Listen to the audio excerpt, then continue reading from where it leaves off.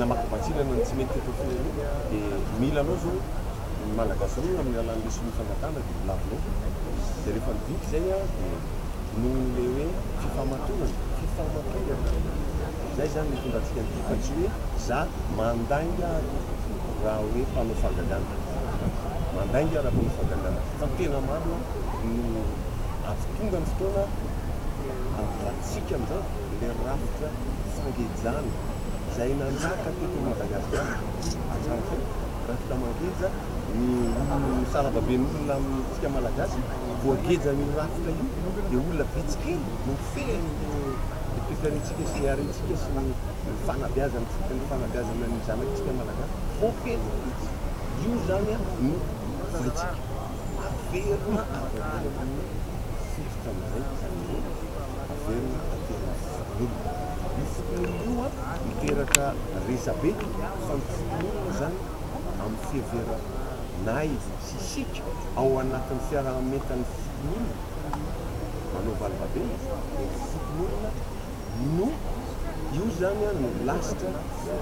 morenany republikatsika ny foton'olona ihany mbola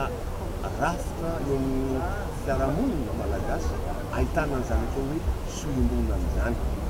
ray vatsy ray aina foton'olona ihany mbola misy izany io nefa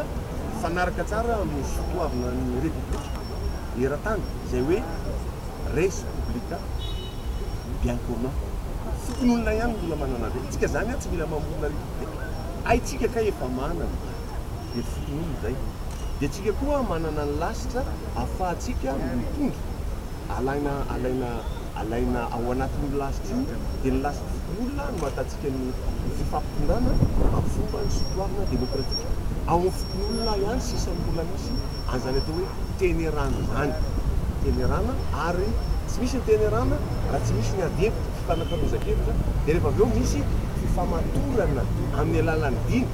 ao amin'ny foton'olona malagasy no tena zany noho izany a ny foton'olona malagasy zany ny rafitra fifampitondrana mety ary fanaraka amin'ny ilain'izao fototra zao satria io le lazainy zareo hoe lazaina hoe démocratie participative dia io zany nomena anorenatsika ny firenetsika rampitso any io zany satria lavitra be loatra ny rafitra vangongo ty amin'ny tia ampoko le irak'izay tonga ny fotoana ampiaratsika an'le io tena piarina amin'ny zava-misy eto Madagasikara ampy zay mifampitakafatra amin'ny alalan'io satria efa ela be efa ohatran'izay dia tonga eo fotoana hoe andao ary ampiarina amin'izay ireo foto-kevitra rehetra tao anatin'ny toky elanelana misy amin'ny ampokopaka sy ampalampaona elanelana misy avy any am-poasa sy ireo miseho tonga teniny avy any am-poasa zany rehetrarehetra zany ampanatontsika amin'ny alalany fametrahana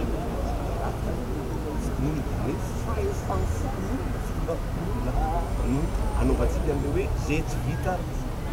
adiny kokoa eo ny foton'olona ny anaovana azy tsy fantatry olona akaiky foton'olona sy fototany zany fitaovam-piasany foton'olona dia rehefa gouvernement dia miakatra dia ohatr'izay dia miamaivana tsy mivangova amina olo tokana intsony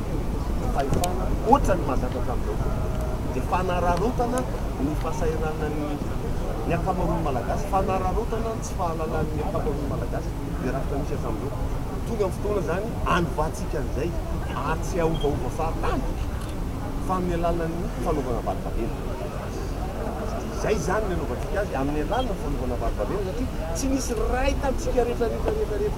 miaino amin'izao fotoana izao sy mahitana amin'izao fotoana izao tsy nahasoa tamin'ity misy samy nahasoa zao tsika mianakafy fa zao tapiny ny ataon'ny